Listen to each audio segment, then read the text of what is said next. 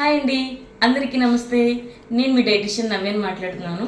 ఈరోజు ఇంకో హెల్తీ టిప్తో మీ అందరి ముందుకు వచ్చేసాను.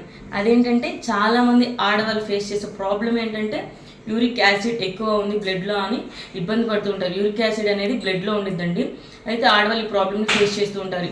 యూరిక్ యాసిడ్ ఎక్కువ ఉండటం వల్ల ఏంటంటే కిడ్నీలు డ్యామేజ్ అయ్యే ప్రాబ్లం ఉండిద్ది. అయితే కిడ్నీలు ఇంకా మనకి క్లీన్ అవ్వదు, అలానే ఉండేసి డ్యామేజ్ అయిపోతూ ఉంటుంది. అయితే ఒక చిన్న చిట్కా చెప్తాను యూరిక్ యాసిడ్ కంట్రోల్ అవ్వడానికి. అదేంటంటే మన ఇంటి దగ్గర చూస్తూనే ఉంటాము మన గార్డెన్లో, అదేంటంటే కరివేపాకు ఎక్కువగా తీసుకోవడం వల్ల యూరిక్ యాసిడ్ అనేది కంట్రోల్ అవుతుంది.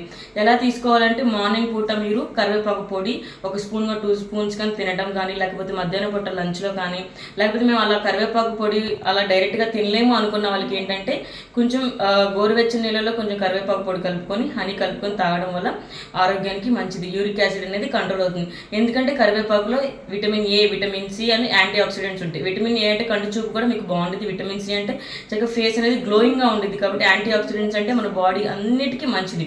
అందుకని కరివేపాకు ఆడవాళ్ళు ఎక్కువగా తీసుకోవడానికి ట్రై చేయండి. యూరిక్ యాసిడ్ ప్రాబ్లం ఉన్న వాళ్ళు కూడా ఇది తీసుకోవడానికి ట్రై చేయండి. అలాగే నా వీడియో కనుక మీకు నచ్చినట్లయితే లైక్ చేయండి, షేర్ చేయండి, కామెంట్ చేయండి, సబ్స్క్రైబ్ చేసుకోవడం మాత్రం మర్చిపోతుంది. Thank you.